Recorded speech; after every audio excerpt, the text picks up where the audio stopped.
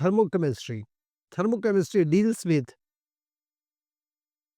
heat changes occurring during a chemical reaction. All right. If in a chemical reaction you mentioned heat evolved or released, and you mention the physical state of reactant and products, then that equation is known as thermochemical equation. A thermochemical equation is the one in which you mention physical state of all reactants and products along with enthalpy change of that reaction, whether energy is released or absorbed and by how much. All right. Now, enthalpy of a reaction could be calculated in different ways. We have two very common formulas. Which are those?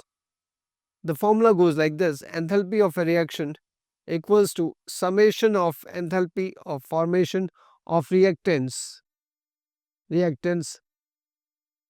on the other side, and on one side you will take, firstly you will take product, enthalpy of formation of product minus summation of enthalpy of reactants. All right.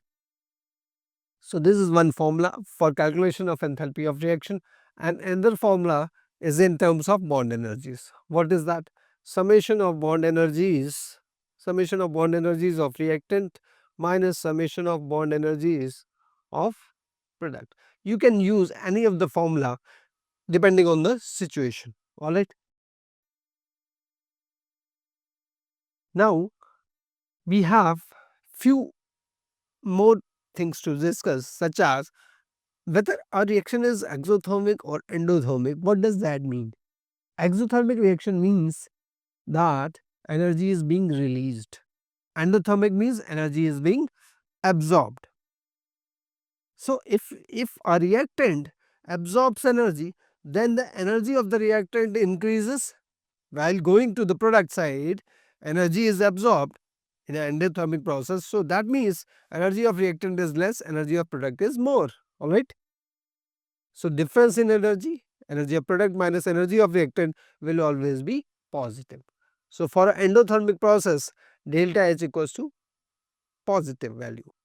And in an exothermic process, what happens? The name says exo, that means energy is released. So that means in going from reactant to product, energy is released. So energy of reactant will be greater than energy of product. Again, you do energy of product minus energy of reactant. This is lesser value. Reactant energy is greater. So energy of product minus energy of reactant, that will come out to be a negative value. Right. So enthalpy values, we calculate energy of product minus energy of reactant. In endothermic process, that comes out positive, that says product energy is greater than reactant. Same way, in an exothermic process, it comes, delta H comes out to be negative. That means again the formula remains same, product energy minus reactant energy. If that value is negative, that means product energy is lesser than reactant energy. Because of that, energy of product minus energy of reactant comes out to be negative value. All right.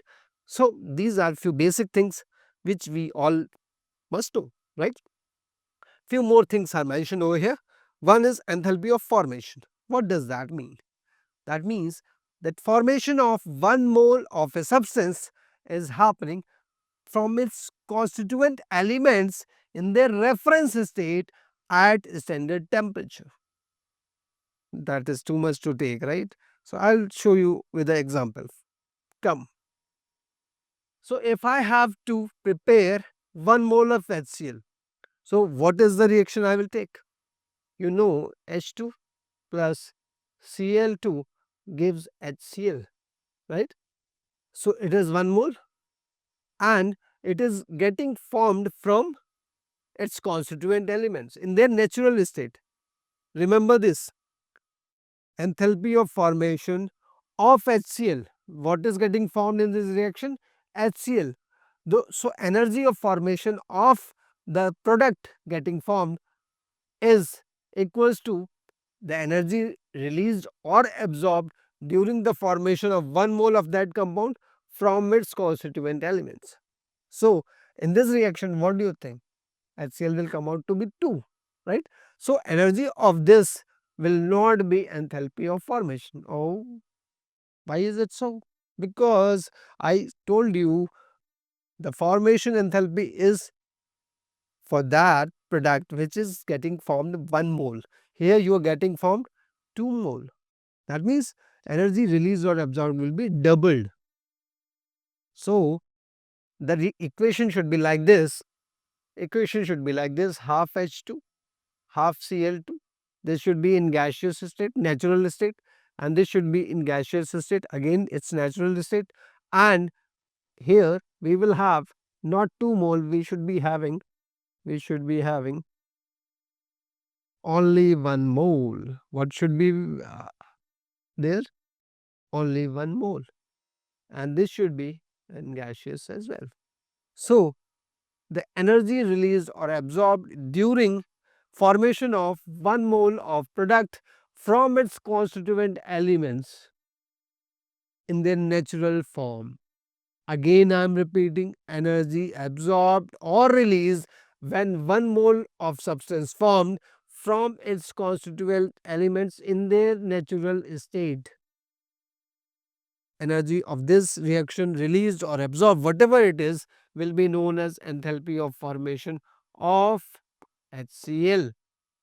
Alright, enthalpy of formation of HCl is the energy which is absorbed or released during formation of 1 mole HCl from its constituent elements in their natural state. Alright, if I write this equation, H2 plus Cl2 gives 2 HCl. So energy released will be doubled. If the number of moles getting formed is doubled, energy released or absorbed is also doubled. So the value of enthalpy of reaction of this reaction will be twice of enthalpy of formation of HCl. Whatever this value is, that is for 1 mole, and this reaction says 2 moles are formed. So whatever this value is, in this case it will be double of that previous case, because number of moles are doubled, right? So that is what I wanted to tell you. For elements like Cl2, Br2, H2, I2, P4, elemental form, enthalpy of formation is 0. Standard enthalpy of formation for H2, N2, Cl2, Br2, I2, F2, P4, everything is 0. Alright, and last point says enthalpy of combustion or heat of combustion. That means if 1 mole of substance reacts with oxygen, the energy released is known as enthalpy of combustion. Always remember, enthalpy term means per mole. If we are talking about enthalpy of formation, then 1 mole is formed in that reaction. If we are talking about enthalpy of combustion, that means 1 mole is getting oxidized, or 1 mole of substance is reacting with oxygen in that reaction. If we are talking about enthalpy of neutralization, we are again taking 1 mole of substance, 1 mole of acid reacts with 1 mole of base to give salt and water. If we are saying enthalpy of vaporization, that means 1 mole of liquid is getting vaporized. If we are saying enthalpy of fusion, that means 1 mole of solid is getting melted. So wherever you see enthalpy, just remember this: we are talking about 1 mole of substance. So enthalpy is always per mole. You will hear about another term called calorific value. These days we know, we love gymming. You must be hearing from one person or the other, they are going to gym. So they want to calculate their calories. So calories they calculate for per gram. That means if they eat per gram, if they eat 1 gram of anything, then how much amount of heat or how much energy that will give them. That is calorific value. So enthalpy of combustion is per mole combustion, and calorific value is per gram. I hope you understood that. That's it.